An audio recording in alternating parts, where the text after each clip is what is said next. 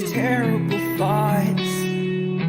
You'd say that it won't happen, but you said you'd help and you haven't.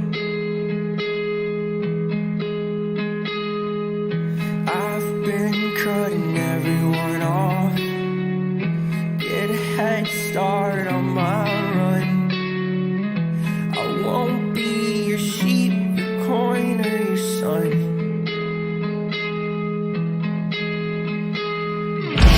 Is it just in the spread of cats? Coherent yet unknown name.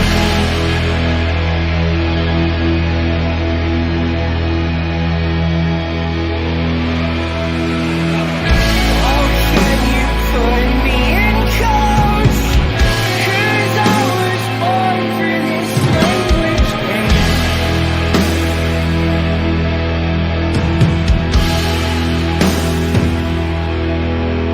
To fall on your side means that I lie.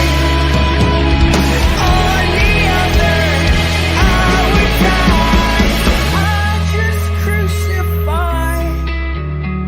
I just crucify. I just crucify. I just crucify.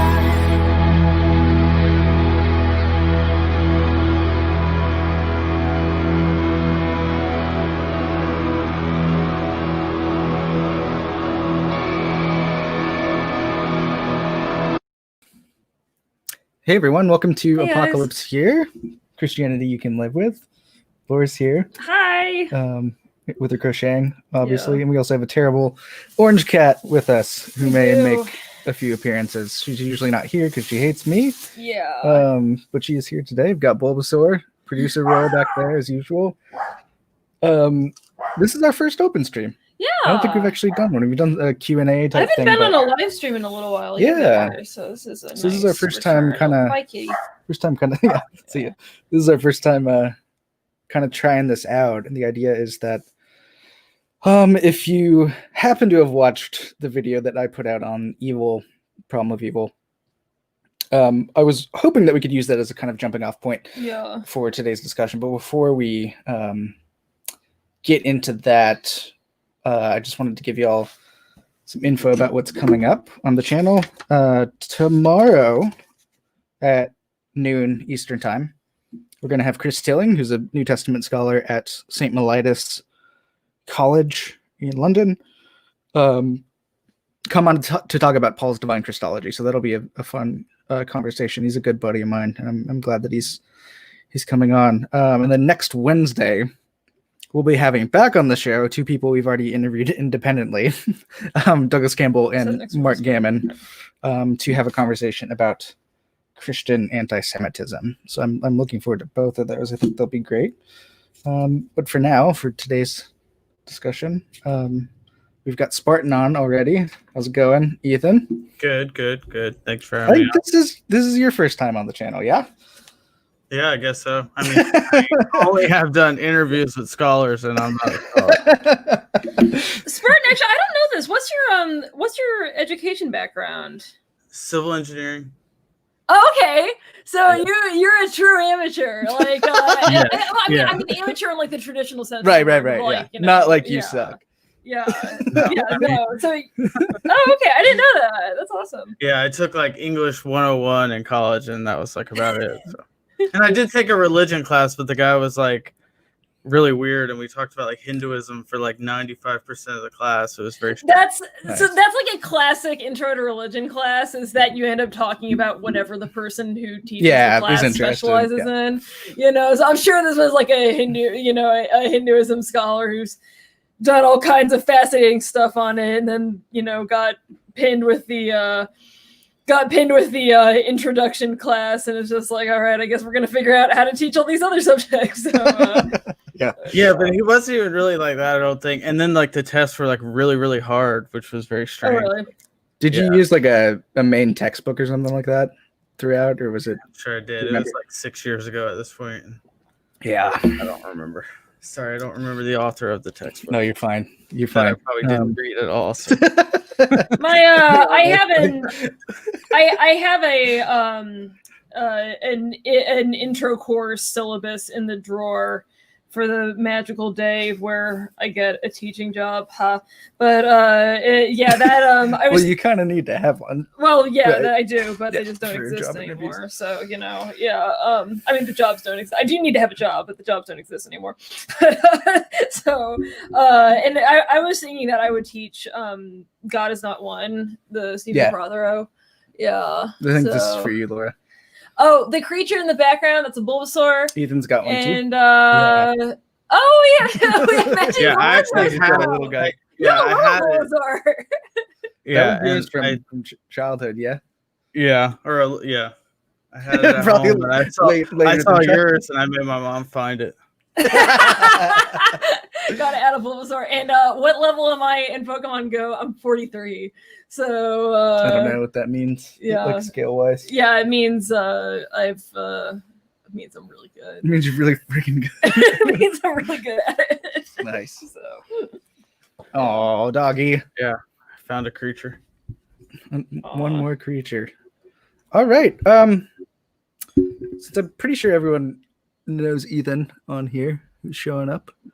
Yeah, I think so. We can just sort of get started. I don't want to put you on the spot, Ethan, but I'm curious if you had any, I guess, questions that were things that sort of came up as you were watching, because I know that you watched the video, but Yeah, I mean things did, but I don't know. I feel like I need to like get into a conversation, like think about it, because I was trying to think of it now, but yeah, I don't know. I don't know if I can like come up with something from your video right off the top of my head, but I know Yeah. as we start talking, I'll make like some connections or whatever. But I did enjoy the video. But it thanks. was a lot of things I'd never really thought about before. Yeah. yeah, sort of a I can kind of give a summary of where I was coming from with that we can kind of use as a jumping off point. The basic idea was kind of leaning on Karl Barth, his account of evil as Das Nichtige, which is a word that he coined for evil, which basically it usually gets translated as nothingness, but that's not quite right. It's really that which is not, or something like notness or no-ness, right? Yeah. It's difficult to translate into English. So I think what you find in the English translations of the dogmatics is nothingness, but I don't think that's quite right. I don't think that really gets at what he's doing with it. But he uses that language to talk about nothingness. It doesn't have an origin. It doesn't come from somewhere. It just is that which is not. Now, it is something that has some kind of existence for him. It doesn't have a positive sort of ontology, but it does have real sorts of effects in the world, which is fairly obvious looking around at all the horrendous evils that we see in the world. But its existence is really only in that God says no to it. That's in the sense. That's the only way that we can say it exists, is that God is just negating that negation, trying to destroy that thing that is trying to negate God. So only in that sense, in God's no response to it, can we say it exists at all. It has no independent existence, and there's a sort of privative dimension to it as well, where he'll conceive of it in terms of privation, where it is kind of parasitic on the good. It takes its life from the good in its attempted negation of what is good, and it shows up through things like particular when we sin, in particular, when we do sinful things, right? It's yeah, off, go ahead. right? Oh shit! Oh, sorry. I think Ethan was trying to do something my else. bad. Oh, you're fine. So it can sort of take up residence in particular sinful acts and situations, right? But it's only parasitic on those things. It doesn't have an existence in and of itself. So the way that Immanuel Kant talks about the thing in itself, right? There is no thing in itself behind nothingness or notness. There just isn't, by virtue of it. So there's this sort of, as Bart would talk about it, absurdity or impossible possibility of evil's existence. It doesn't make sense. We can't really sort of apply positive categories to it at all. That's why he tends to talk about it apophatically or in terms of negative categories, because he doesn't want to specify too much about it. And I think that's something we can learn from, even if we don't buy the entirety of what he's doing, because I think there's something to be potentially critiqued in him that he himself is saying too much about it with his arguments. People have pushed back on him for that, but I think we can learn a lot from him in that we don't really want to specify too much about where it comes from, because it doesn't come from anywhere. And when we try to specify, we're importing good created things and categories in language onto something that is so horrendous and awful and wicked. And we don't want to give it too much power, right?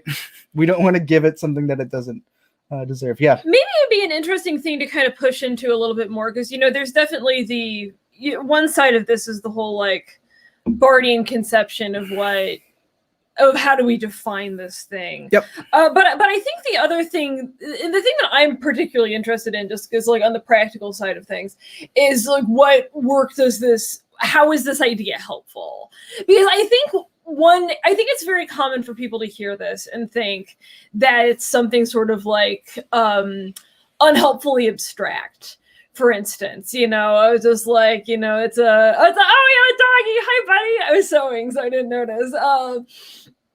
But I think there's a way we talk about this that it's sort of a needless complication of it, for instance, or sort of like an intellectualizing of a problem to make it more complicated and therefore harder to solve. See, and I think that's the interesting thing to talk about, is why is this idea useful? Yeah. I actually don't think it's. I think it really is practical when it comes down to talking about God. Yes.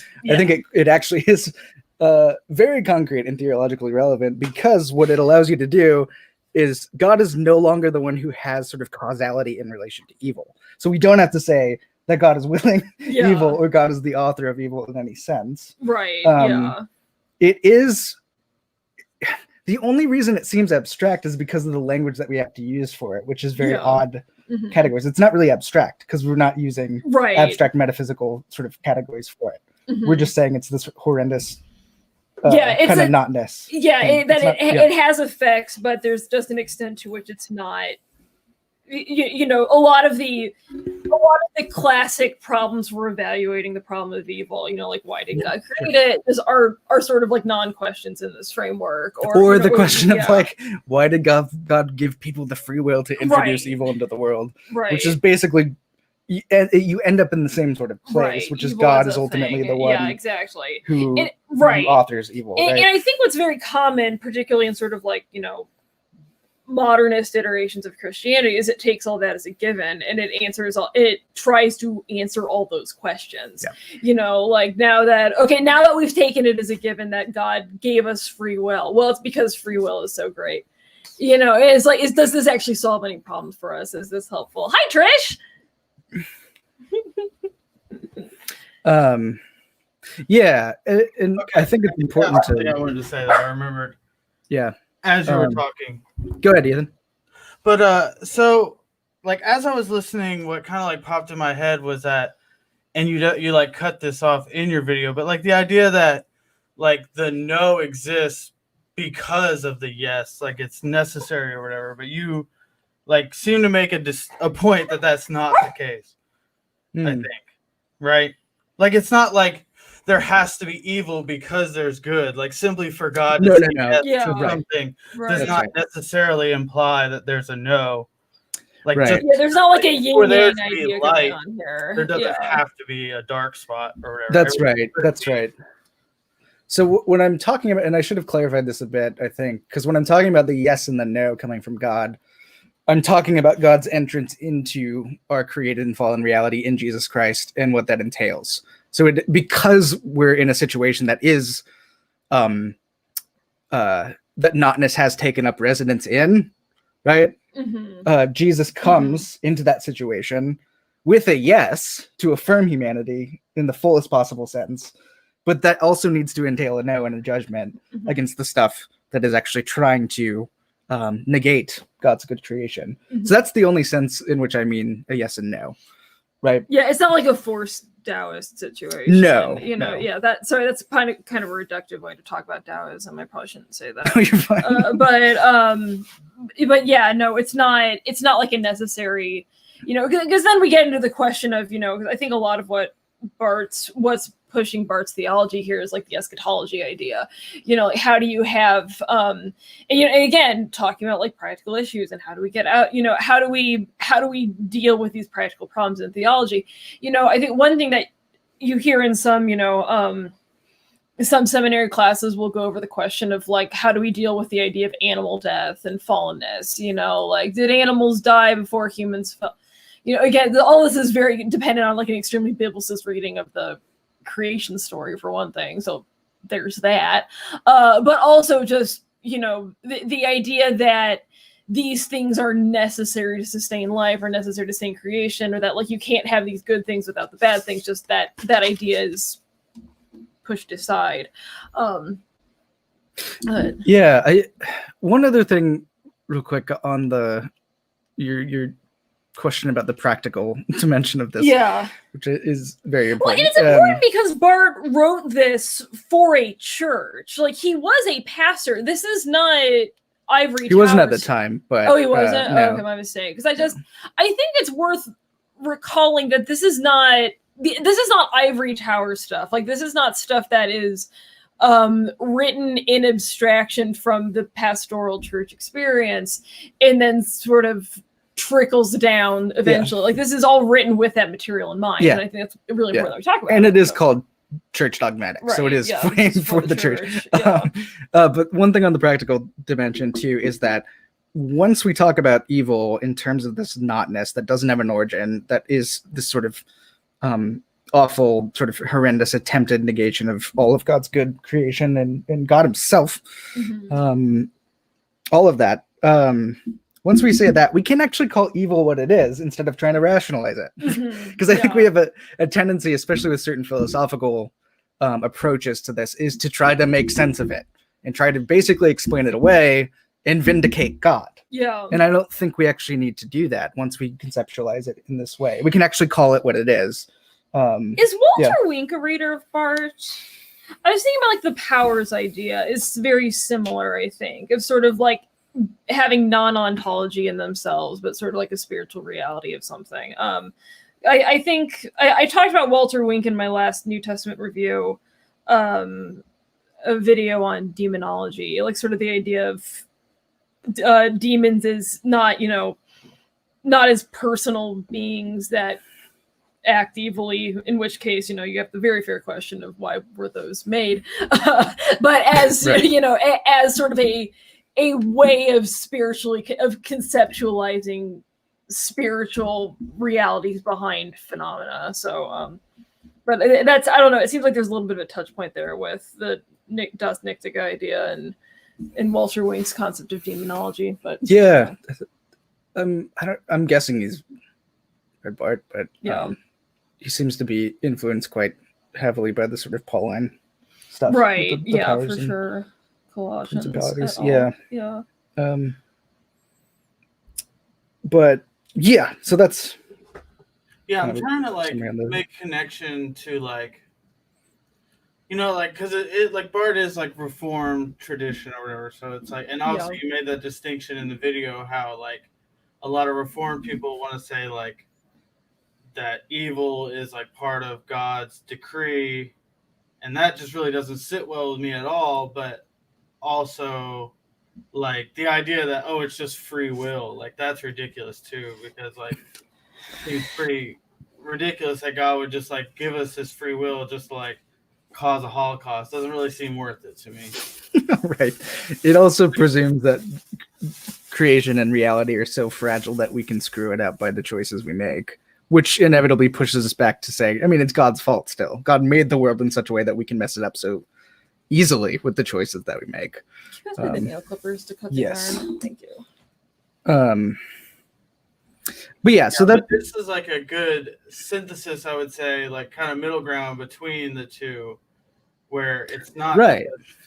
Like God is still clearly sovereign over the evil with this view for sure. Like it's only because like he says no to it that it even exists, essentially. Exists, right? Yeah, exactly. Yeah, I know. That's what's like hard. I haven't like done enough. And I know every word is like it's tricky because, and it makes sense though. I think like the idea that it's tricky to even speak about it totally makes sense because like why have people been asking these questions? Why does this thing exist or whatever for thousands and thousands of years if it was so simple that like they just didn't think about it right, or you know what I mean? Like the fact that it's this really strange thing and hard to understand is like totally reasonable, I would say. Yeah, for sure. And I think where this goes into, because we have to make sense of the continuing sort of existence of evil, right? We can't just say, oh, it doesn't have an origin. It's not this. It's Dasnigtiga. We have to address also the fact that evil still is impacting people's lives and hurting people and causing so much damage in the present. And I think this is where the idea of the incarnation is so crucial. That part of God's solution to the problem of evil, right? Because we don't solve this problem. I can't give you a solution. No philosopher can give you a solution, right? We can try to rationalize, but we're not going to actually solve it. God's response to this problem is to enter into it with God's very self. That's what the incarnation is all about. God assumes this problem in order to conquer it, right? And then when we make that move, right, we can go where a lot of other theologians go kind of, I think, too quickly, which is to say, oh, well, the evils that we experience now are just, they're going to be kind of washed away in the final arrival of Jesus. We don't really need to worry about it. We can just hope for the future resurrection, right? So don't worry about it too much, right? But you need that first incarnational move where God actually brings this stuff into God's very life, this horrible stuff, in order to make it otherwise. And then we can talk about the future hope, right? That future hope requires the sort of God who takes evil into his very life and in order to conquer it. So, yeah. I'm trying to, I was just about to put the link in the Yeah, we probably could get chat. the Pokemon comment off the screen too. That's probably No, it's up for the entire stream. It's the most important comment. so Pokemon far. Go is actually. I am enjoying the comments about like walking EVs and stuff. People Yeah. playing Pokemon Go. Hang on 1 second, guys. Let me drop this in. But yeah, I'm just like. So who are like some other theologians that have like pushed back on Bart that like you would say also It's a nice dead air. yeah also have Did you talk about something else? No, I'm putting this. Can you hear me? You're at link in the chat. Assuming you can't hear me at this point. Yeah, anyone who's on, feel free to join as well. But yeah, one thing I was curious about too, with like the New Testament, and Laura, if you want to comment on this, how do you see, like, for example, the gospel authors dealing with this? Obviously, they aren't asking the sort of theodicy question in the way that we ask it, but how are they conceptualizing evil? That's an interesting question, because in the Hebrew Bible there is a concept of the problem of evil, but it's not really in the evil general sense. It's the problem of it's a lot more personalized than that, you know, because you do have in Genesis dealing with things like why do we eat animals, and like why do things die, and like specifically Genesis 3, like why do babies die, you know, like why do we have so many babies and so many of them don't live. You know, that obviously is a really pressing issue when you live in an era with such high infant mortality and high maternal mortality rates. So you do have those sorts of like generalized questions. You know, the curses in Genesis 3, which I really think only the one directed to the snake is easily defined as a curse. The other two are not as much, but which largely center on the question of mortality, you know, like why, you know, for the woman, it's, you know, why do we have so many children? but so few of them survive, and why do so few mothers survive? And then on the other side, it's the dust to dust we shall return. So you do have this sort of general problem of how do we deal with mortality? How do we deal with the fact that things die? And then when you move on to Genesis 9, you have the question of animal death. It's like, why do humans and animals have this hostile relationship where animals are afraid of us and we eat them and they eat each other? Because in the first 9 chapters of Genesis, they don't do that. So you have those sorts of big questions, but you don't. There's no sense of why did God do that. It's purely ideological. Like, why does this happen? And then there's a story that explains it. I don't know if the Gospels flip that script at all, because you get to Job and then it's the very specific question of like individualized fortunes. Right. Why do bad things happen to me particularly? And then John does nod in this direction with the story of the man born blind of, is this why is the blindness attributable to his sin or his parents' sin? And the answer is neither. It's so God can heal him. But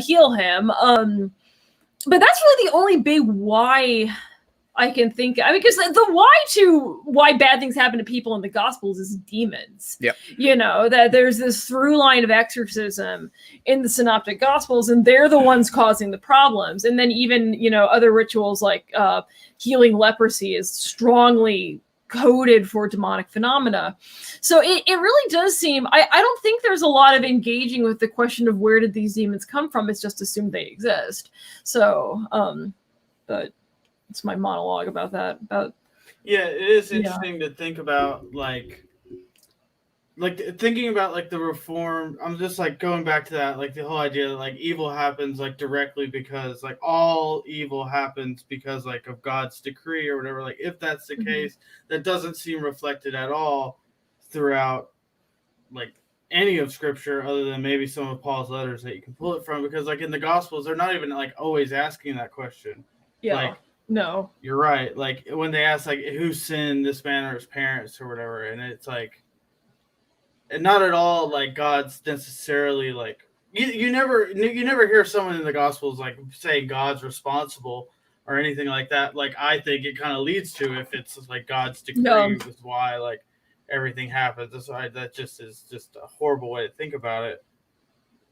Yeah, I think a lot of the spiritual warfare phenomenon discourages asking questions about God's involvement in it, except as a combatant against demons. I think that way of dividing the world up into heavenly heavenly agents and demonic agents, and heavenly agents fight against demonic ones, but they ultimately win.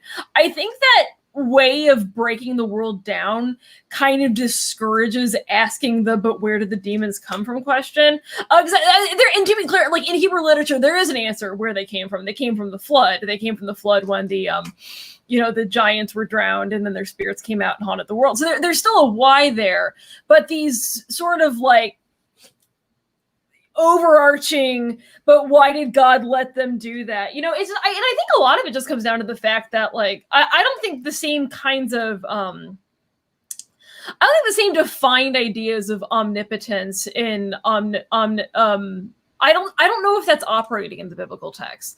I don't know if they have these defined omni ideas that they're bringing to bear every time they see the word God.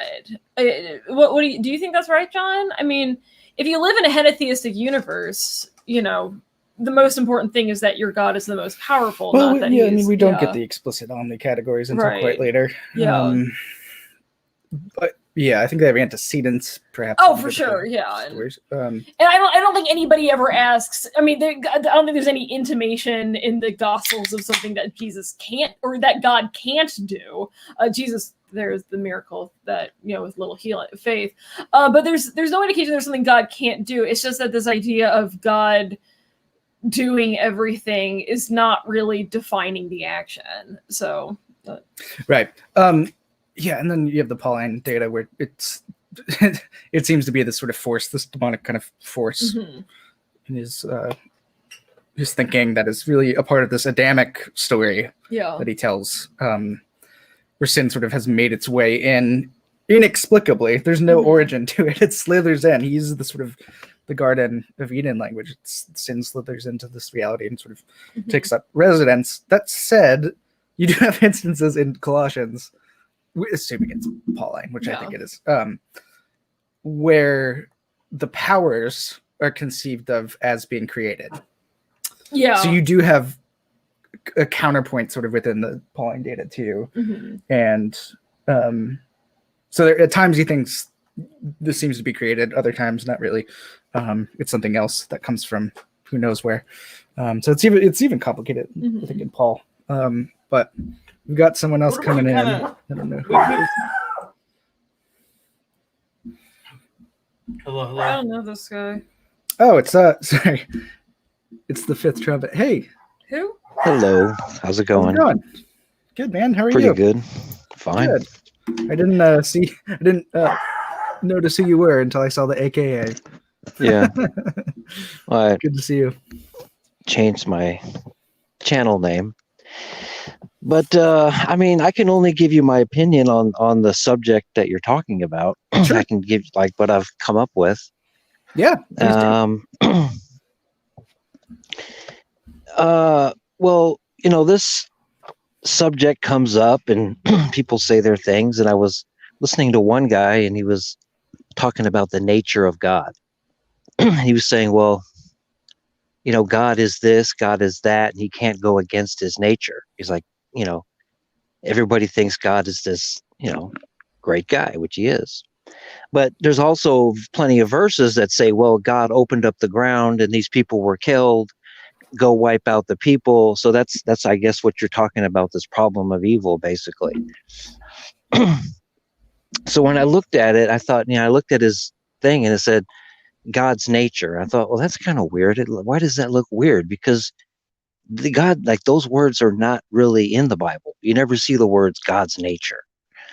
But there is one time where it is used, and it says that his nature is to be the head of every ruler and authority.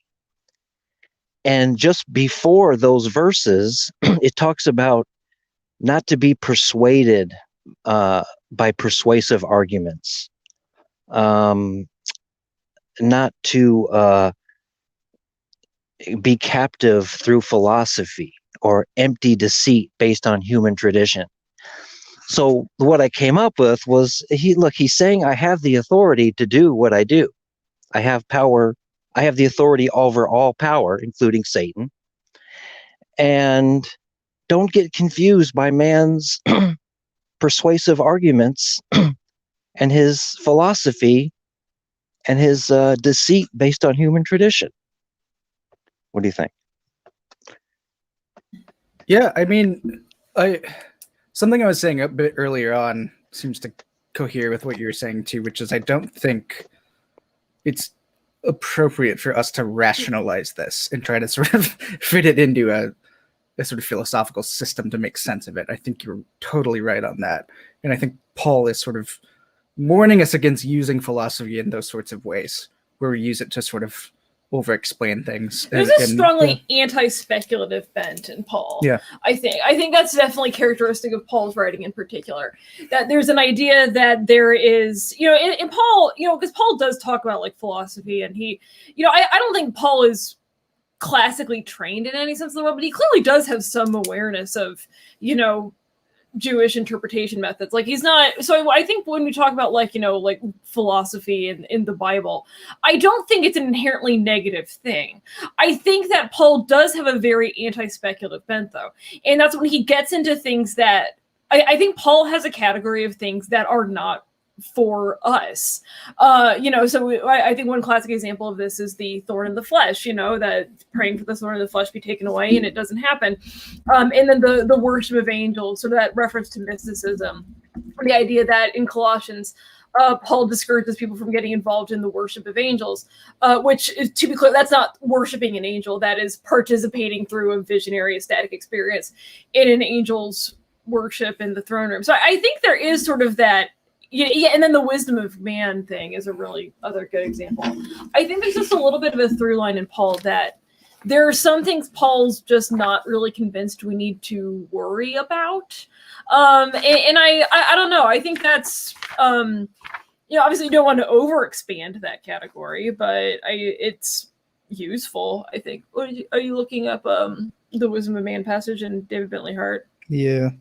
So Yeah, something I guess I could add, like, just I think kind of what you're getting at, Fifth Trumpet, is almost more along the lines of something like what Hayden would say with his like idea of like God not being like a moral agent and not necessarily like having the same standards. So like when God does something, it's inherently not evil. And I mean, I agree with that, but I also like think there's issues there with like pointing to like you said, like passages where like he killed all these people or whatever, and like, oh, that's not really bad because God did it or whatever. I think that's running into some issues for sure. And I think a lot like that just kind of comes down to how you interpret the Old Testament or even like New Testament, like in Acts or whatever, when the people don't like they lie about the money or and whatever. Nice and Sapphira. Yeah.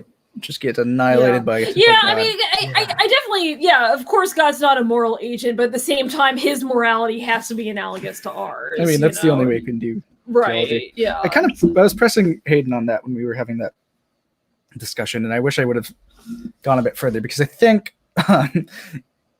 God has chosen to be a certain sort of God for us, right? God has chosen to be this God that we see revealed in Jesus Christ, and to be in a covenant with us in a particular way, a loving family, right? So God has, in this self-revelation, committed to be a certain kind of God. And where we see things in the text, for example, that seem to clash with that, we need to be very vigilant about how to handle those things. We can't just accept everything as like, oh yeah, we have to lump this into our conception of God. It needs to be brought under the lordship of Christ and his revelation of who God is. So yeah, I guess we don't need to talk about God as a moral agent in the same way that we are, but God has promised to be that God and to uphold those promises, right? Two more people. Got Rob coming in. Hey, Rob. Hey, guys. Good to Rob see you, man. coming in from Happy Plato's New Year. Cave or whatever. Happy New Year. It's nice to Hey, see everyone. Craig. Hi, Craig. Hey guys, how are you? Good. Good. How are you? I'm doing well. I'm doing really well. Good to hear. Yeah, so we're just talking about evil, casual evening conversations. I think Brian Stevens brings up a point though we could kind of touch on too, and like kind of the opposite. But he's like, why do good things happen to bad people? And I know it's like, Hey, there's one thing that evil does have: cookies. So Yeah. Good. Great point. But yeah, Rob, this is your first time being on this channel, Craig. yeah, too. man, this Chris is Trumpet. awesome. Yeah, Yeah, yeah. it's great to have you on I here. woke up like 30 minutes ago, and I saw this. I saw the notification. I'm just like, all right, time to come on. You haven't do this. Well, I mean, feel free to kind of jump in, and if you have a sort of particular approach to the problem of evil that you'd like to sort of bring forward, please do. Okay. Just sort of off the cuff, waking up thoughts. I guess my first this is sort of related to when you and I had a first chat on my channel, when I shared my testimony briefly about my OPA, and that to me, I'll always go back to that as I guess in theory, I hear about this thing called evil and in its various different forms, growing up and all that. But that's to me was my first sort of like tangible piece of like in the flesh viewing of a type of, I guess, natural evil. So in other words, like this is just, he died of natural causes, as they would say. But that's the point, like this thing called death. Like to me, I started it started to dawn on me why it fits in the category of quote unquote evil. And then I guess maybe you can extend that in regards to things like, say, murder. Does murder make it so, like, you have natural death, and I believe that to be a type of evil, but then when you murder someone, is it worse because you're quickening the death process, that the person will in any case eventually it'll lead to death anyway, like, or is death more so to do with the action of, like, you're killing an Imago Dei, like an image of God, sort of that sort of thinking? Like, you see, like these are the thoughts just with that one that one word death, how there's all these permutations of it where evil sort of like a chameleon can take various shapes and colors, and yeah. Hey, can I ask you guys a question, or were you done, Rob? No, that's I think Oh, was it's a Trish shotgunning going- my Trish, thoughts. I think Trish Yeah. was going to say something real quick. I Oh, saw go Mike ahead. going over. You're gonna say something. Well, I thought like they were gonna like give feedback to Rob, and then I would say Okay. something.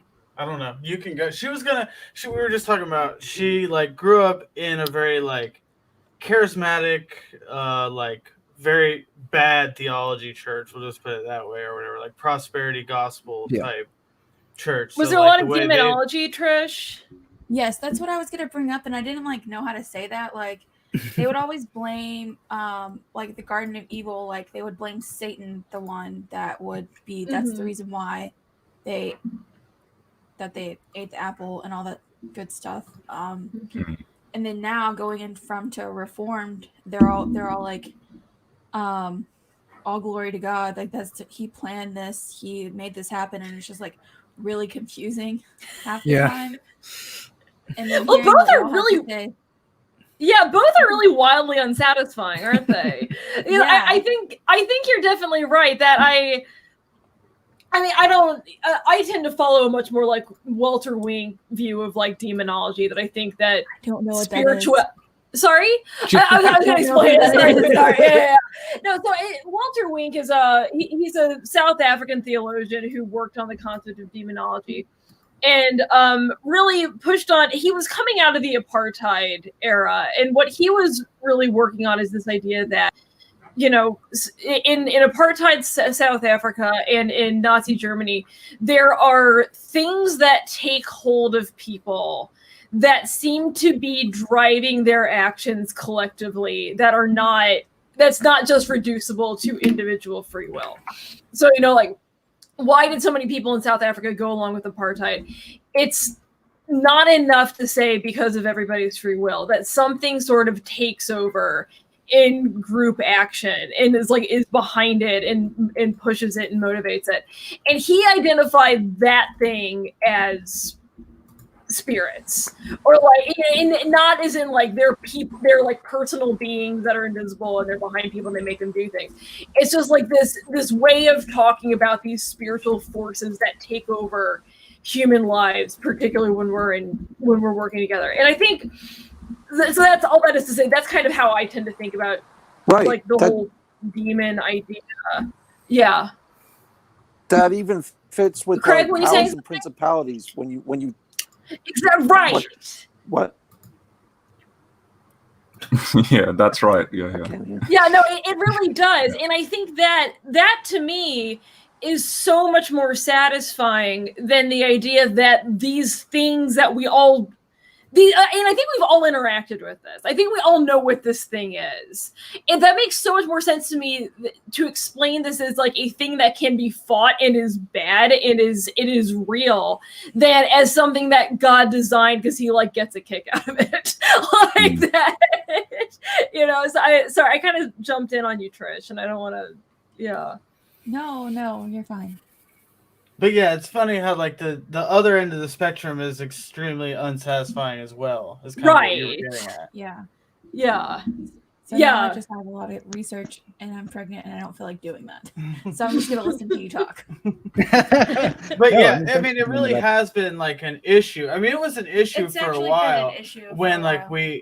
when you asked about that, like so like a thing got like a Oh yeah, like so we had this class like through beginning of pandemic. We went through Ecclesiastes, and Mhm. they made it sound like God meant to rape someone. And I was like, what? And then they pointed to Joshua, some verse in Jeremiah or something. I don't know. Yeah. And they tried to like explain some type of like free will or something like that. And I'm just like, that doesn't make sense. It makes God sound like he's an awful person. Why would, okay, I'll just be real. I was raped like when I was like 23. So like it made me feel really bad that like, why would God make that happen to me? It sounds like he's evil. Yeah.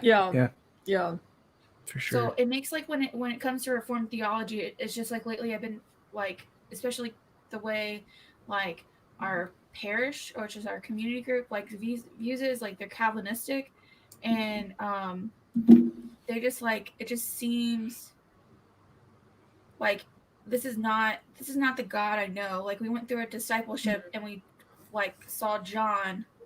We like studied John, and like this is just not like how I view Jesus at all, or God. Yeah. Yeah. So just like, yeah, I lost my train of thought. Yeah, it No. seems very hard to like think that God actually has like compassion for people if he's the one like decreeing every horrible action that like happens to them.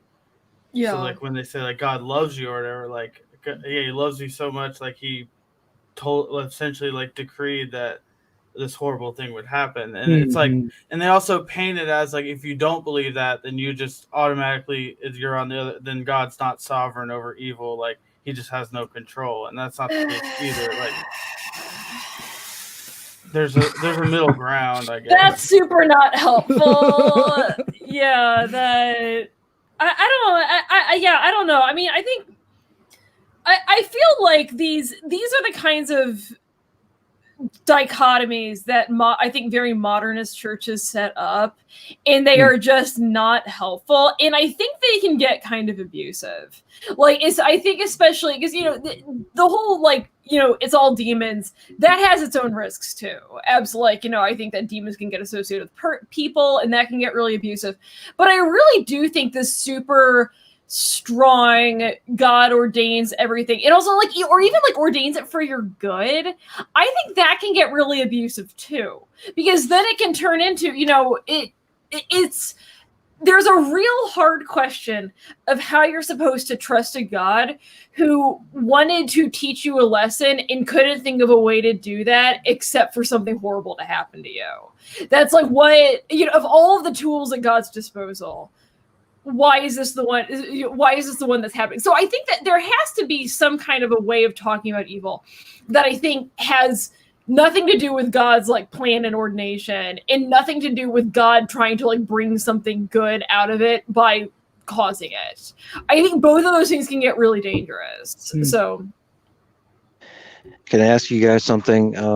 Because I believe you're mostly educators. So like when the word evil, like how would you define this? Like what is the root and all this? Do you understand what I'm asking? Yeah, what is the definition of this word? The English definition of the word. What are we talking about when we talk about evil? Yeah. I think there's a fair amount of extrapolating happening here, because I don't think evil is a thoroughgoing concept, at least in the Old Testament. There's much more of a concept of just like harm or badness or failure, like those, but they tend to be a lot more action oriented, I think. Sure. I mean, in terms of how I would this kind of goes back to the video that I made. The way that I would talk about evil, or define evil, is in terms of notness or no-ness. It's absence. It's not. It's that which is not, fundamentally. So it doesn't have a sort of positive ontology. So as I talked about earlier, Bort's phrase for this is das Nichtige, which is notness or no-ness. So it doesn't have an origin. It's the sort of inexplicable thing fundamentally. Now that's a bit different than talking about specific evil actions, right? Ways in which we collaborate with this notness or no-ness. So I think there are a couple different ways to come at that. One, in terms of the fundamental definition of evil, which is that sort of notness. And then there's also evil acts too, which are collaborations with that no-ness or notness. So that's kind of how I would handle it. I don't know, Laura, if you... Yeah, I mean, is there really again, it's hard because this can get so abstract and so ill-defined. Is there a way to talk about the concept of notness without using the word notness? Because I think this thing's a little foreign to people, and I think it might not be super accessible. Like, it's would calling it like a kind of corruption make sense? That like it is, we start by defining what good things are, what the good is, what flourishing is, and then just whatever detracts from that, whatever corrupts that, that's this thing we're talking about. Not quite. That's why otherwise I would just use privation or corruption language, because I don't think that's fundamentally it. That's a dimension of it. Because privation and corruption on its own can still imply an origin, something that corrupts something else. What I'm saying is that there isn't a basic origin to that.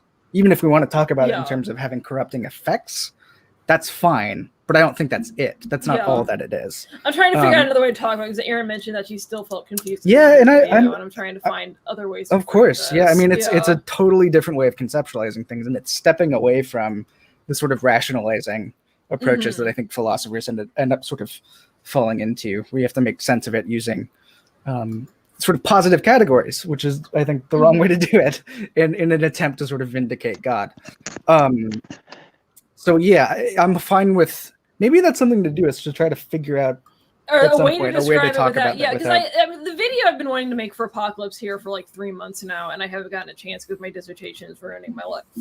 Is I wanted to make a video on, because I think there's also another way of talking about this, which isn't just explaining like what is evil, why does it happen, what is it.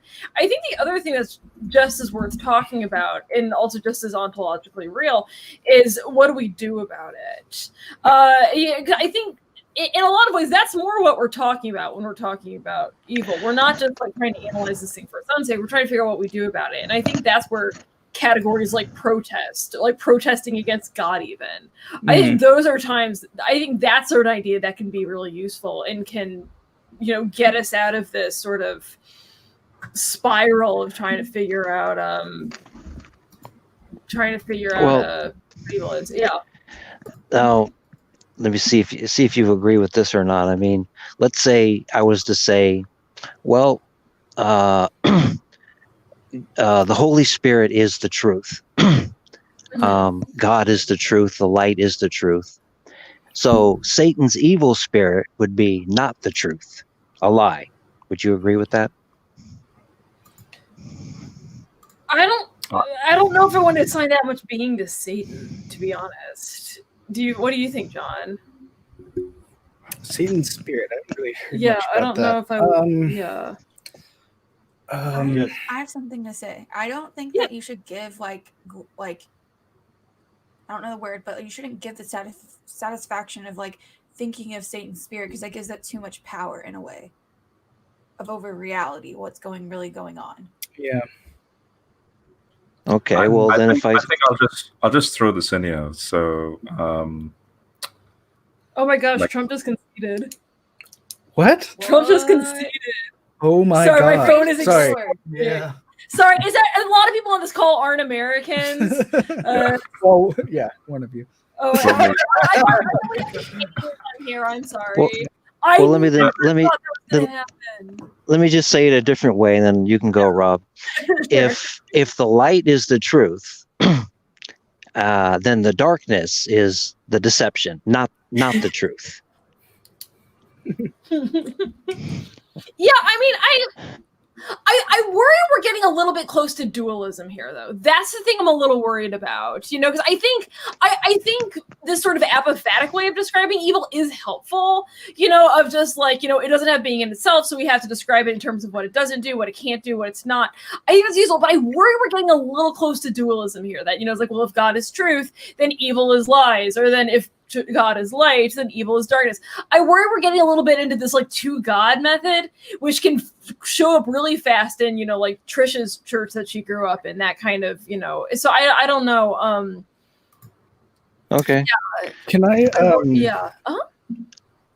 Aaron had something in. So I think this was to me, possibly. Can't for the life of me think out this concept. I'm assuming you're talking about nothingness.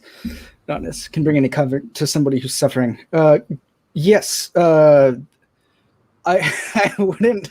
I mean, this is where being a pastor and putting on my pastor hat will come in handy here. Because what I wouldn't do is to go to someone who's experiencing suffering and be like, let me talk to you about how this is really just notness at root. Let me talk to you about that and explain to you conceptually sort of what's going on. This is a really good question, though. Because absolutely, because no one would do that with any other sort of attempted explanation when someone is suffering. You don't bring that stuff in that way. What you do, practically, I think, knowing that, from my perspective, evil is this notness and this thing that's taking up residence in some way in our reality and causing suffering and great evil. Knowing that, that's what's driving me to be with and for people who are suffering, to be with them in solidarity with them, because the solution to that problem that I'm talking about in terms of evil, the solution to that problem is God in Christ entering into it and shouldering it and assuming it and terminating it and doing away with it. It's that incarnational move of God coming alongside us as our brother and our friend to suffer with us that's motivating me to be with people who are suffering. It's not any sort of definition I give of evil and suffering. That's not going to motivate me when I'm talking to someone who's hurting. It's the fact that it's the trajectory that God takes, that incarnational move that is informing how I interact with people who are suffering. So I hope that helps. So in sum, I wouldn't use this to talk to someone who's experiencing deep suffering as a kind of attempted comfort. There are other ways that I think are much better and more pastoral. I also think the question of like, how does this concept prevent a believer from becoming resentful towards God? Sorry, maybe this is, I might be being overly precise with your language here, Aaron. I don't think the goal is to promote certain feelings towards God about evil in the moment of experiencing it. I think when you're going through something, I think you can feel however the hell you want. Amen. Yeah. And I think I think it's, and I actually, again, I think that just a relevant part of talking about the problem of evil is talking about what you do in it. And I think there is a very strong imprecatory tradition in the Psalms, but also a protest tradition of like pushing back against God and saying that this doesn't make sense. This isn't fair. I don't like this. I don't approve of what you're doing right now. I think that's part of Christian prayer tradition. And I think, a lot of this stuff has been really pushed to the side in developing Protestantism, that you're really never supposed to have a bad thing to say about God. Yeah. I don't think that's bad. So sorry, continue. I agree. I think that's a really strong voice, particularly in the Psalms, of like, why did you allow this? How could you do this to me? I've been faithful. That's a really prominent voice, and that's where people read them and get comfort from that, because you get the feeling that God is commiserating with you. Yeah. Like that voice is kind of representing how you're talking to God.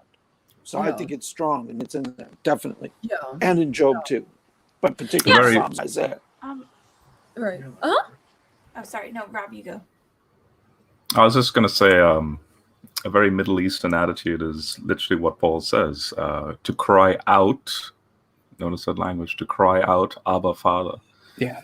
So if, Abba, why, like, in Middle Eastern cultures, like that's a very serious thing. You're encouraged to. I mean, I grew up in India, for example, with that attitude. You're encouraged to make not it's not like you're criticizing your parents. It's sort of like, I have a problem here, you know, and what's the solution to this sort of thing? Yeah. And yeah, what Laura just said is pretty much valid, and you see this in you see this in the Psalms. And what I was going to say earlier was I was, interestingly enough, actually just 2 days ago, I was reading up on this thing called Shadow of Death, and this a famous painting of Jesus, like, you know, in his carpenter's shop, but extending out his arms, and his mother looking at the wall and seeing the shadow projecting on the wall, like as if he's been crucified. And it's called The Shadow of Death. And it's just, it kind of hit me like an epiphany. This is sort of related again to the topic of evil, where in Psalm 23, when it says, when I walk through the valley of the shadow of death, usually, and when I used to read that, and usually, especially when I'm in church as well, when people read that phrase, valley of the shadow of death, they usually think of the valley, but they don't think of that phrase, shadow of death, which yeah, it kind of like spooked me to realize, wow. But then, yeah, like as John just said, we're not alone in this. God becomes not just our Abba, but also a brother. Hebrews 2, that sort of thing. So, yeah. Yeah, but I couldn't help but notice in that shadow there's no light. It's the absence of light. So that's the notness I think you're talking about, perhaps. Exactly. Yeah. And also, just quickly, I want to say this to Aaron in the chat. I think I know where she's coming from when I speak with Christians that are very like, they become very robotic. You know, they're just like robots. They just regurgitate an answer. And that's a good reminder that, no, we're human at the end of the day. We're people. Don't just regurgitate like as if you're reading off a dictionary. Oh, here's an answer. It's good to have quote unquote dictionary answers, or, you know, by the book, so to speak, which is technically this discussion. But when a person is genuinely suffering, right, even just sitting there in silence with that person means way more than just, you know, regurgitating some, you know, evangelical apologetic or something. So, yeah. I kind of like agree with Rob on like that, everything he pretty much said. And I was going to say, like, as a Christian,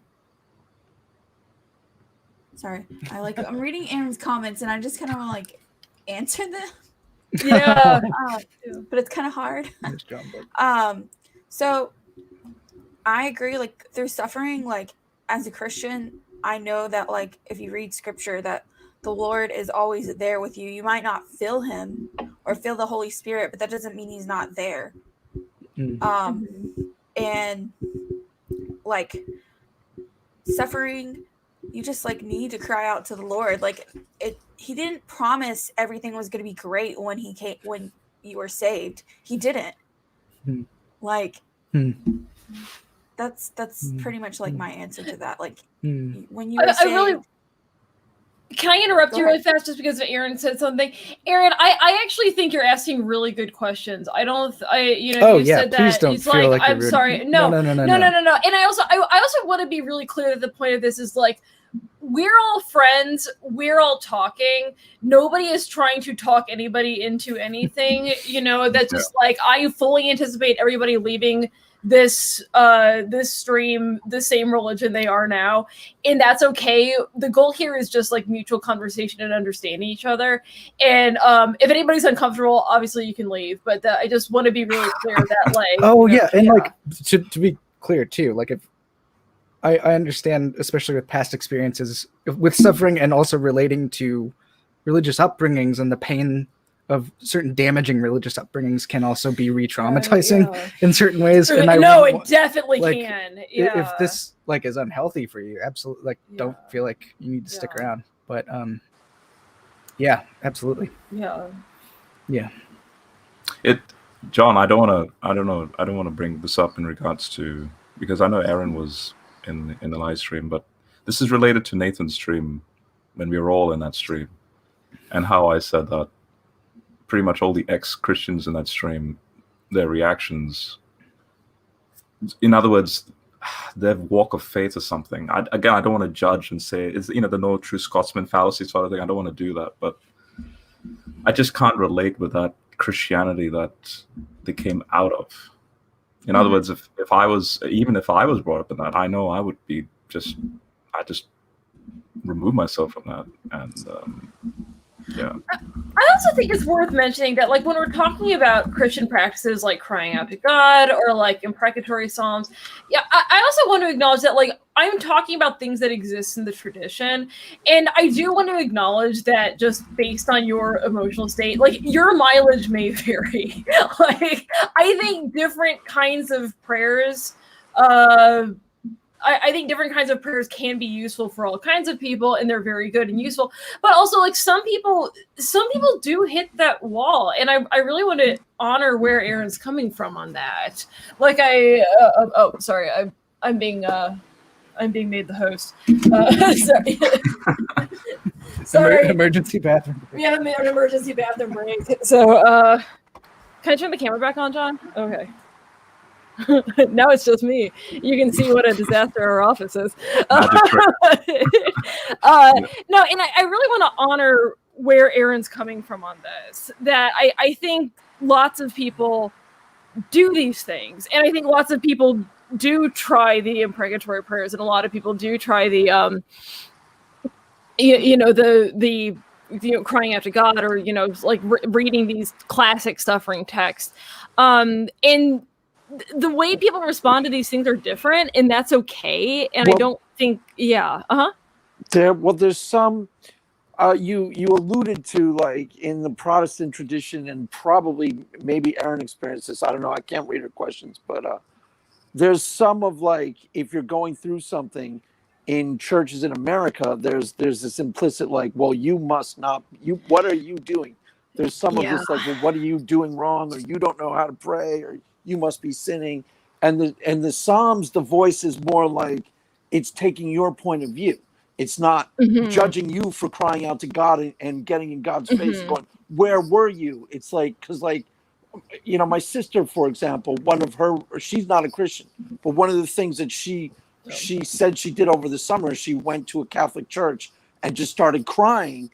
And like, that's kind of what the Psalms are at a point where you just kind of break and you're in anguish and you cry out. And there's some discouragement of that type of realness in Protestant or American Christian churches, but it's not discouraged in the actual Bible, and it's not discouraged probably in history. I don't really know about the history of those type of.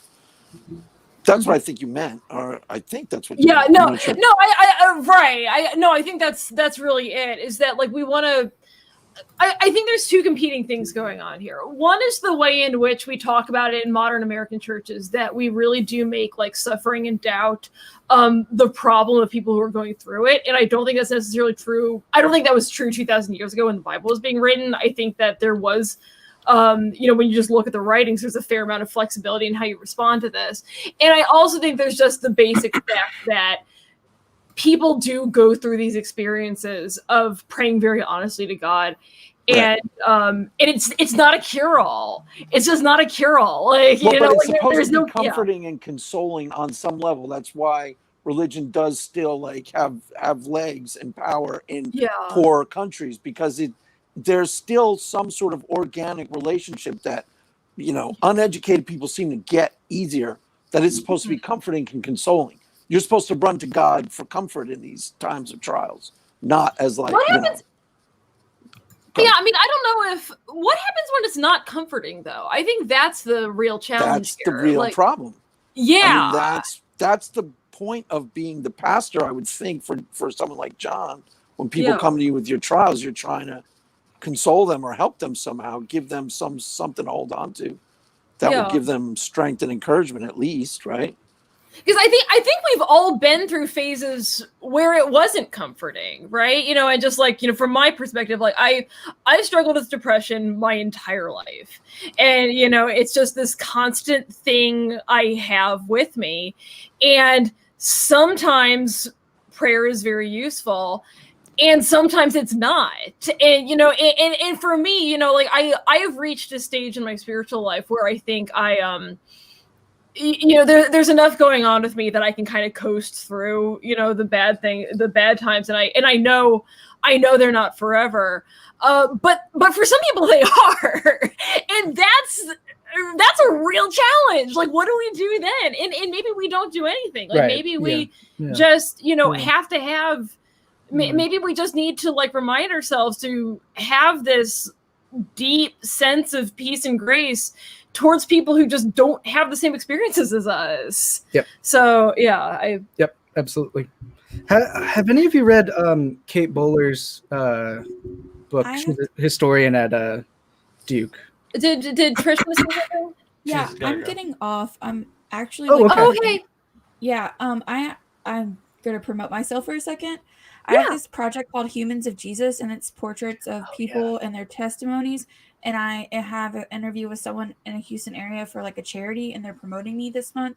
So That's awesome. Cool. yeah. Congrats, Trish. Nice. So yeah, and hey, Trish, I did want to say, I'm sorry I ended up cutting you off. I wanted to catch Erin because Erin seemed like she was kind of going through something, and I just wanted to make sure I caught that.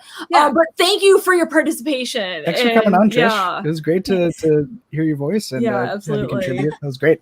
All right, Say thank hi to you. your babies for us.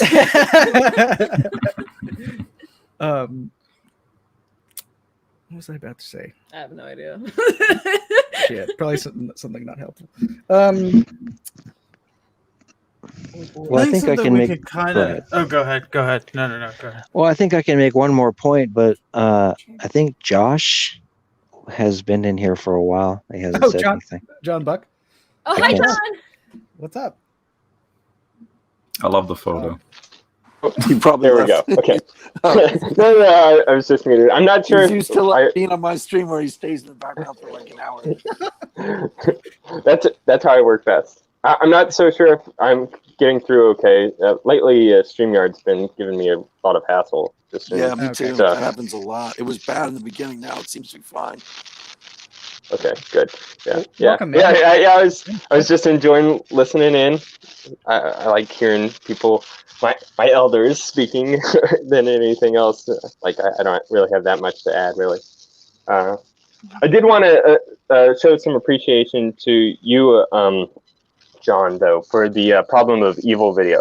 I think there's some key points that I definitely agreed with, especially the part about evil being more of a privation rather than something with like ontological status of like something physical, or and also something I actually appreciated, despite your sort of Calvinist backgrounds, the fact that you're sort of going against the typical Calvinist narrative of God sort of decreeing all sort of events within the universe that might occur.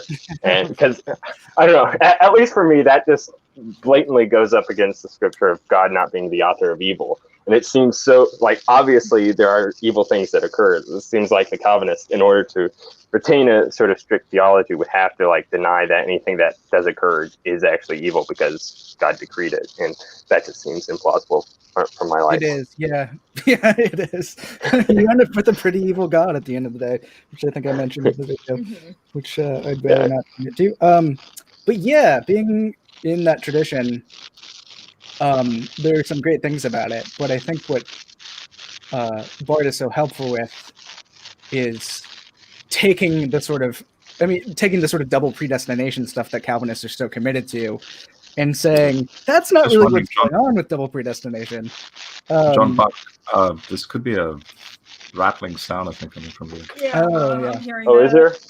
Okay. Yeah, you're fine when you're talking, but mute when you're not talking. Or Sure. It sounds like Yeah, you're we'll do. crunching. Sounds a like bag you're, of chips in. It's like you're crinkling a Yeah, cake. it sounds like you're opening a can.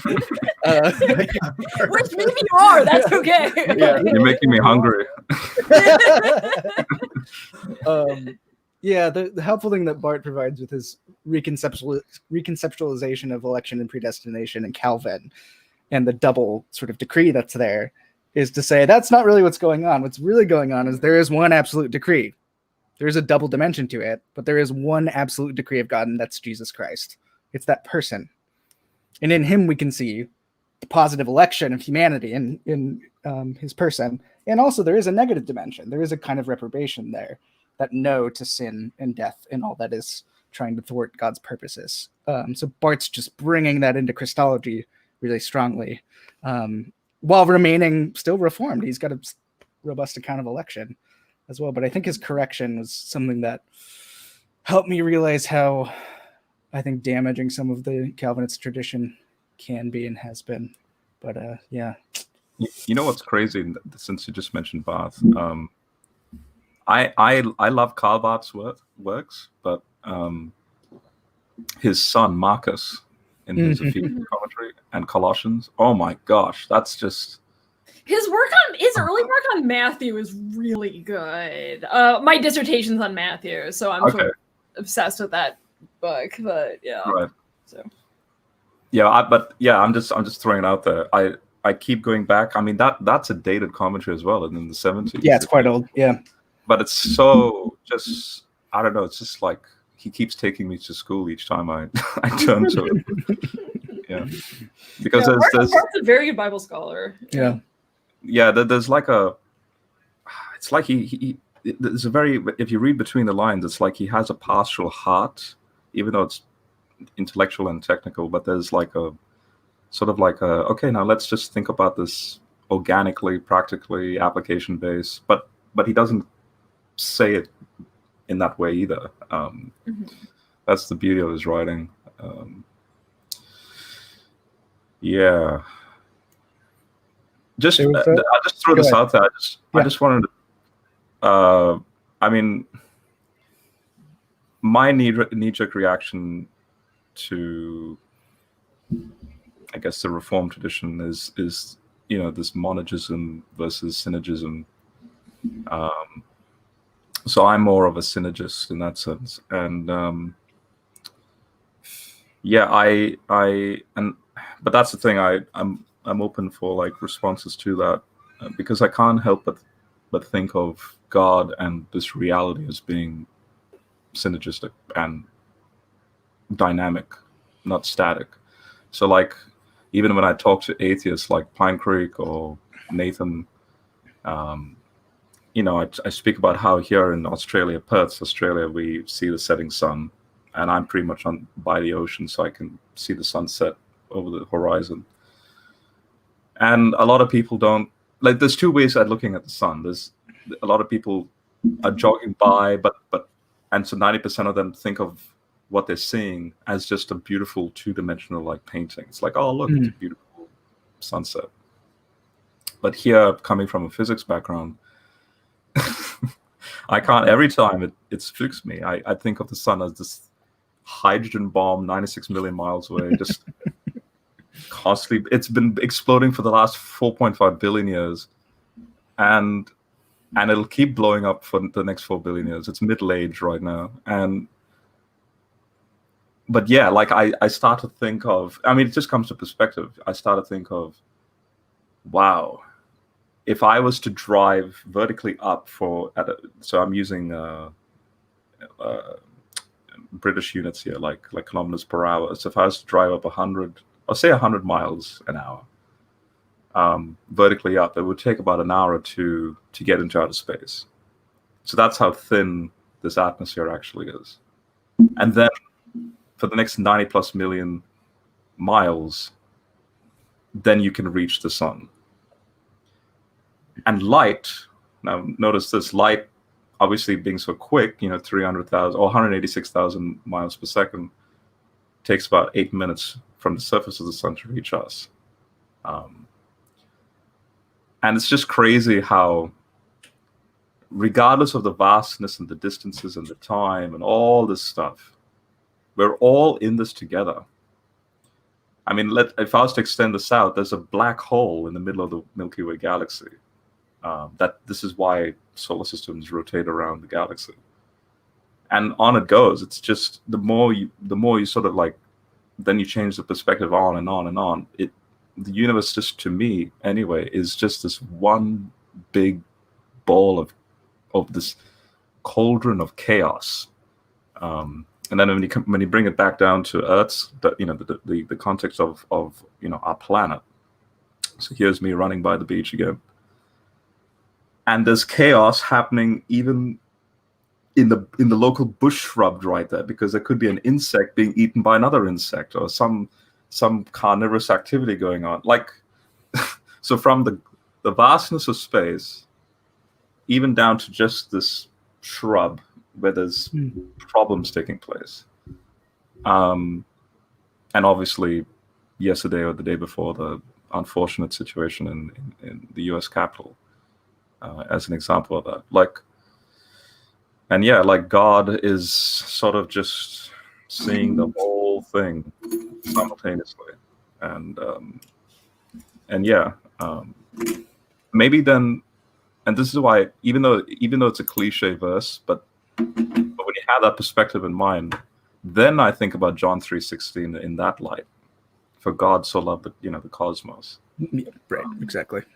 Not just then planet Earth. Yeah. Instead of just a cliche reading, it's like when you have this perspective, then you realize the implications of what Jesus actually meant by that. I'm just throwing this out there. These are just shotgun thoughts. I actually have a pretty cool connection. So as Rob was talking, I was listening to, I don't know if anybody else was listening to this, but Capturing Christianity had Tom Holland on today, who wrote that book, Dominion. I don't know if you're familiar with it at all. I haven't read it, but I've heard a lot of people talk about it. It's like a history of Christianity in the West and all this stuff. But he's essentially he's like an agnostic, and he asked him why he's not a Christian, and he basically pointed out, like, kind of like what Rob's saying, is that like he just can't comprehend how, like, with the vastness of the universe and like with the amount of time that we've been on here, like going back all the way to dinosaurs to now, it's just like billions of years or whatever, and just like you said, billions of light years size of the galaxy, like why this one guy in Israel 2,000 years ago, like, is what everything is going, like the whole universe is like rotating around this single guy, or like that doesn't seem to make any sense to him, and that's like why he's not a Christian. And that just like hit me, that like that's like one of the reasons why I am a Christian, is because like it just like the absurdness of that idea. It really is like absurd to think that some guy came 2,000 years ago and it changed not only like human history, but the entire like space-time continuum. Is like essentially like kind of like like what John talked about like in his incarnation video too, how like time, like essentially like it's like a helix around the incarnation, and he like everything is about this guy, and like, and then it's not just a guy, obviously I'm like just using that word, like, but that's like how he was thinking about it as like an agnostic. I don't know, it was just really interesting like to hear Rob bring this up. And then like I'm reading that Fleming Rutledge book, and she's just talking all about in the beginning like the term Paul uses, like that the cross is like a stumbling block, or the Greek word, or I can't say it. I'm like, I read it a million times, so I can't say it, but Scandalon. Whatever. Just there you go. Right. And it's just like how that it really is like this just thing that is just like everybody. I mean, as much as people don't want to say it, like it's still to today, like the cross, everybody, you look at a cross and you know what it is. I'm not like, I don't know exactly where I'm getting at, but yeah, just this idea. Yeah, I don't exactly know. Like, I guess I don't have a conclusion of what I was saying, but I just kind of like made that connection as Rob was talking. Technically, there shouldn't be any conclusion, because this is a discussion that's meant to be ongoing. So, yeah, for sure. Yeah, we got into a bit of this too, Rob, when I was on your channel, the sort of cosmic dimension of all of this, of Christ's, well, basically of theosis, Christ's entrance into our reality in order to kind of shoulder it and resurrect the cosmos. Really, it's not just individual human beings; it's a new cosmos, and the image of the new cosmos is the person Jesus Christ. It's that person. He is the image of who's a Jewish person. You need to remember that too. Jesus' Jewishness is important as well. I love how you just put it. The image of the new cosmos. So I immediately jumped to, and correct me if I'm wrong. I could be wrong here, but is it fair then to what you just said, image of the new cosmos, that it's like you're just paraphrasing Colossians 1:15? Yeah. That Jesus is the preeminent one before all creation. Yeah. Right. Yep. Yeah. I remembered what I was going to say earlier, but it's way past when that was. I think we were talking about giving grace to people when they're dealing with suffering and not sort of prescribing to them what they need to do. Saying that you need to lament. People can kind of respond to suffering in whatever way they need to. Kate Bowler, who's a historian of American Christianity at Duke, wrote a book called "Everything Happens for a Reason and Other Lies I've Loved." And it's a memoir about her struggle with cancer, very serious colon cancer, and how I would recommend that to anyone who wants to hear a kind of Christian understanding of theological kind of understanding of suffering while you were suffering. She wrote a lot of this stuff while she was suffering. It's also not a pat book, even a little bit. Like it's full of anger. It's full of love for God and for her family. It's and full of heterodoxy. Yeah. And and I think that's quite powerful. But it's an amazing memoir, and it was pretty life-changing for me in terms of like how I approach pastoring, right? Hearing from someone who is really in the middle of suffering and how they're thinking and how they're responding to their suffering as well. So just putting that out there. I don't know why this is just coming from my mind, but I'm thinking of that Star Trek movie with what was the name? The actor who acted as the captain. This is the original Star Trek. Shatner? Yeah, William Shatner. Yeah, not Remember when he goes to that deity-like figure, and it's like, what does a god? What does a deity or god need for a ship or something, like a spaceship? And then his companion, his colleague, is like, you don't question the Almighty. And but that's I don't know why I'm thinking that, but I'm definitely in Shatner's shoes. If I came across an incompetent god, and so I think that's also key to this discussion, this topic, where the evidence shows that we do have a competent God. So we don't have to go down that trajectory of complaining. More like, again, that synergism thing coming into play again, where it's a dialogue, it's a discussion, it's a dynamic walk with your creator. Mm-hmm. Yeah, that reminds your way of talking about the relationship between God and God's creation in terms of this sort of dynamic relationship. I would almost want to go so far as to say that God's election of God's self in Jesus Christ and humanity within that, and the cosmos within that, not just people.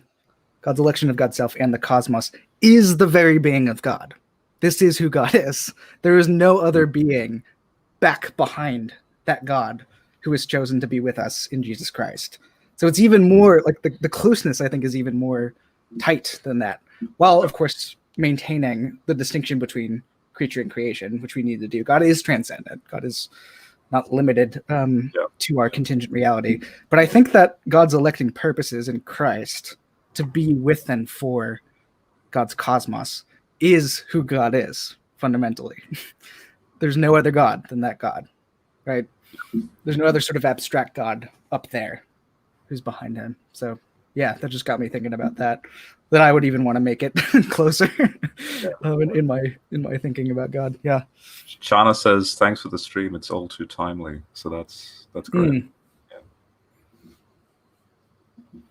Yeah, I think conversations like this are really great, where you just kind of like process these topics and not necessarily like coming to a conclusion or an answer or anything like that, but just trying to think how do we even think about what these concepts are and stuff. It's yeah, it's just a lot to talk about. Well, and there is just the simple fact, I think, that we're coming off the most painful year in, I think, most of our memories. And, the fact that this is, I mean, obviously I live in the United States where the pandemic's been particularly felt, but, I think there's just the question of, this is not, I really appreciate Aaron for drawing us into this. This is not an abstract question. Like what we're really asking here is not, theological questions about where evil comes from and what happens, but just this very real problem of what do we do about it. And I think it's good to make space for that. That's not where there is not an expectation of group agreement or even, group orthodoxy in some sort of like, any constricted sense of the word, so yeah. Nah, the Creation Museum has it all right, don't you know? All right. Thanks, Rob. I was literally debating in my mind whether I should ruin it or like. Well, someone had to. Yeah. We needed the comedic relief. No, That reminds me of the going way back to when we started with evil and the idea of notness or no-ness, and that's really Bart's way at the end of the day to say I don't know where it comes from. It's his fancy way of just saying that.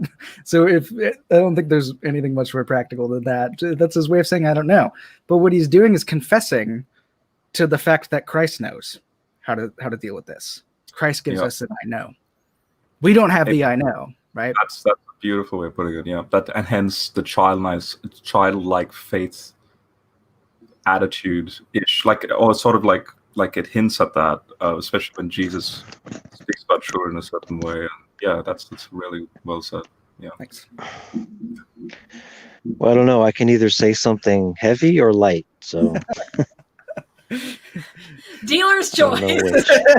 which. Well, I guess I'll say it. I mean, we don't know where it comes from. Well, I mean, where is the first indication of it? Where was this first, evidence of it? What would you say, Rob? Wait, the first evidence of, if you don't know where this evil or evil spirit comes from, where do we see the first evidence of it in the Bible? Oh, okay. This is going to be an interesting. This again, I'm definitely speculating here. I could be wrong, but I was intrigued to see how the rabbinic authors were wrestling with a very peculiar spelling in Genesis 2, verse 7, where it's the Yetzah, the formed Adam is, or the man is formed from the dust of the ground. There's actually 2 yods in that word Yetzah. Otherwise, Yetzah has just 1 yod. Mm-hmm. So it's a misspelling. It's like saying Robert but 2 B's or something. And because they didn't want to think of Moses, traditionally Moses writing Genesis as having a spelling mistake or something. They took hence this thing called Yetzer Hara, the evil inclination, from Genesis 6. So the thoughts of men were evil continually, and then they connected it back to the 2 yods and saying, there's a yod, there's a good inclination and an evil inclination. So in other words, there's already within man as image. Yeah, that's great.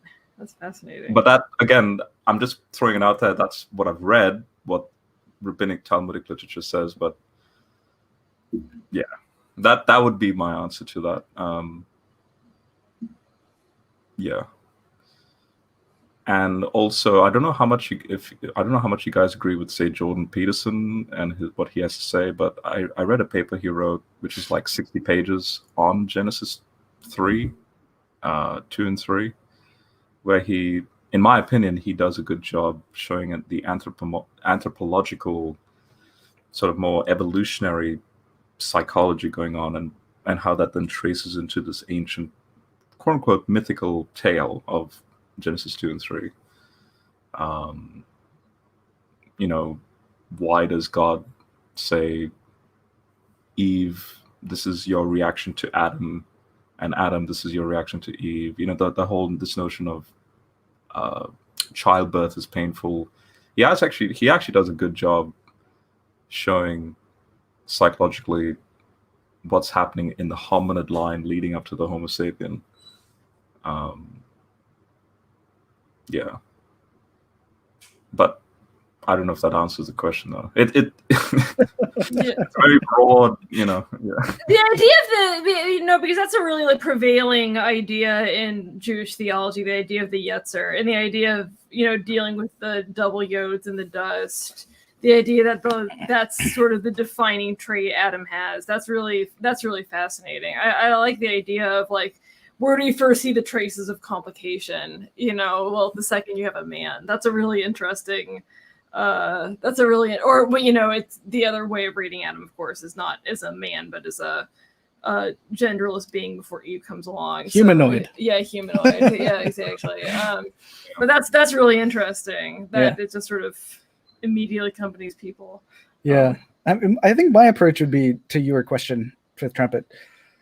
I think I'm perfectly happy with Paul's account of it, which is through somehow it's through Adam's trespass that sin enters the world and in death as well.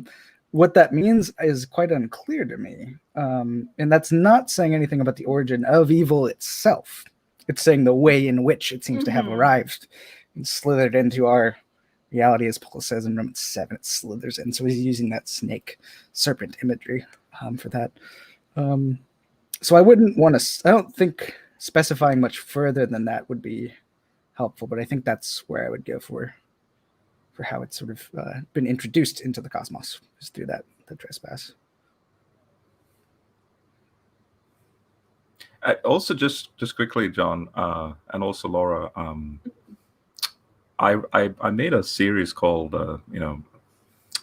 Matrix: The Cyberpunk Parable, because I love that movie. And there's a scene in the movie when Morpheus is introducing Neo to the Matrix, and he says, "See this little baby, and how all the wires are hooked to it, and as it's sort of like it's completely oblivious." And he says, when the people in the other pods, when they die, they liquefy their bodies so that it feeds this baby, this newborn baby. And just that grotesque image, I couldn't help but think of, like, I think it's either Romans 7 or Romans 8, where Paul says our bodies or our body parts are slaves to sin.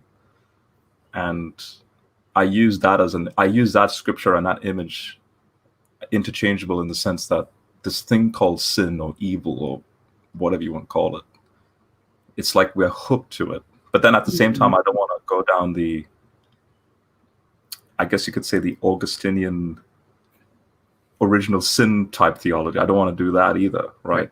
Like we are guilty in Adam sort of thing, right? Yeah. But yeah, the point is we are hooked into this we're slaves to the system, so to speak.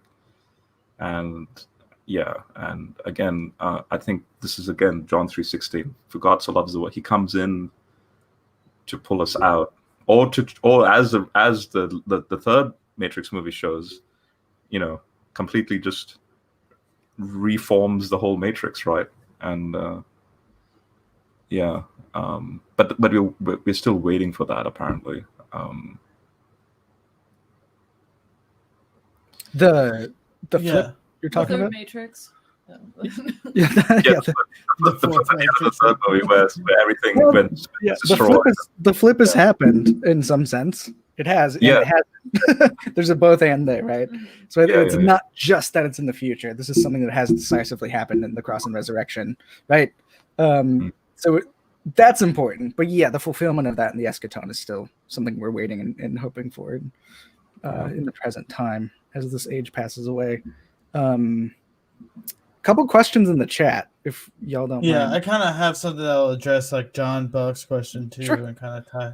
So like the way like with Fish Trumpet's question, like where did evil come from? And like as we're talking about evil, like and you say through Adam, like that's that's like sin, but sin and evil are not necessarily like the same thing. I also think like natural evil, like as we're talking about these things, like I don't think, I know like some young earth creationists sort of take it that like the coronavirus came about because of like Adam eating the fruit or whatever, you know what I mean? Like this didn't exist, and all of a sudden he ate this fruit and like thorns popped out of the ground and like he couldn't even walk around without getting scratched and stuff, you know. It's like, and I definitely don't, I know that's not what you're getting at all, but that's like, so to say that like evil came into the world with Adam's trespass or sin is like part of it, but I also do think that like natural evil, I'm assuming there was thunderstorms and like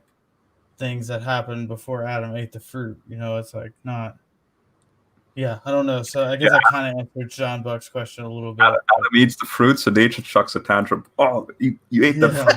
It's like an earthquake and thorns pop up and starts raining. Like, man, that was a terrible idea. Yeah. No, that's helpful. I think the way that Paul is using the Adamic material is not. He's using it typologically, and he's explicit about this. The way that he's appealing to that story is not the way that we, I think, tend to read, or modern Westerners tend to read that narrative, especially when we are reading it in a sort of literalistic sort of way, as this is giving us the account of how things. He's using it as a type, and understanding that in relation to the true stamp, which is Christ. So he's thinking backward in the light of him to talk about the Adamic material. So he says that in Romans 5, right? Very explicit. Romans 5, 12-21. Yeah. The type of the one to come. Yeah. Essentially the Christ actually being the original kind of stamp. If we're thinking about actually coin making is helpful here. You have an original stamp that's put on a coin, and then it can be sort of tainted and kind of as it ages. And I think he's thinking about stamps in a certain way, sort of coin making in a certain way in the ancient world. But besides that, I still wouldn't. I still wouldn't want to specify too much about like pre-fall realities, because it all depends on how we're reading the Genesis material, and I don't know if that's actually really giving us sort of literal insight into what's happening prior to sins and deaths and evil's entrance into the world. I just don't. I don't read it that way, really. But yeah, we're gonna close things out soon. We have to actually eat dinner because we haven't yet. Yeah, thank you all for coming on tonight. Seriously, it's been really fun. We hit 250 subscribers. Our little channel is getting bigger. And hopefully it will continue to get bigger. So I see your questions in the chat. I will come back and answer these either in the comments or on Twitter, something like that, because these are great questions. Hey, Rob, can you hang on, or can you do a live stream with me? Sure, yeah.